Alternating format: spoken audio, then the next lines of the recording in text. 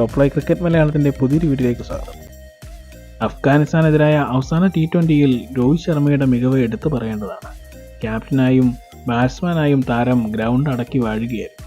Mumbai Indians തന്നെ captain സ്ഥാനത്ത് നിന്ന് പുറത്താക്കിയപ്പോൾ BCCI രോഹിത് ശർമ്മയെ കൈവിട്ടില്ല. T20 ക്യാപ്റ്റനാക്കി ആദ്യ 2 മത്സരത്തിലും ഡക്കായിരുന്നു. എന്നാൽ വിശ്വരൂപം കണ്ടത് മൂന്നാം T20 ആയിരുന്നു. താരം 42 ഓവർ ബാറ്റ് ചെയ്തു എന്ന് വേണം പറയാൻ.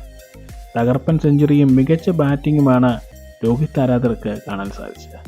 എന്നാൽ ചിലർ ഈ പ്രകടനത്തെ പ്രശംസിക്കുന്നുണ്ടെങ്കിലും രോഹിത് ശർമ്മ ചതിക്കുകയായിരുന്നെന്ന് പറയുന്നവരുമുണ്ട്. ICCയുടെ നിയമപ്രകാരം ആദ്യ സൂപ്പർ ഓവറിൽ ഔട്ടായ താരത്തിന് രണ്ടാം സൂപ്പർ ഓവറിൽ ബാറ്റ് ചെയ്യാൻ സാധിക്കില്ല. ആദ്യ സൂപ്പർ ഓവറിൽ രോഹിത് ശർമ്മ റിട്ടയർഡ് ഔട്ടായിരുന്നു. ഇതിനുശേഷം രണ്ടാം സൂപ്പർ ഓവറിലും ബാറ്റ് ചെയ്യാൻ രോഹിത് ശർമ്മ എത്തി. ഇത് നിയമവിരുദ്ധമാണെന്നും ആകാശ് ചോപ്ര അടക്കമുള്ള താരങ്ങൾ പറയുന്നുണ്ട്. എന്നാൽ രോഹിത് ശർമ്മയ്ക്ക് പരിക്കുകളൊന്നും തന്നെയില്ല.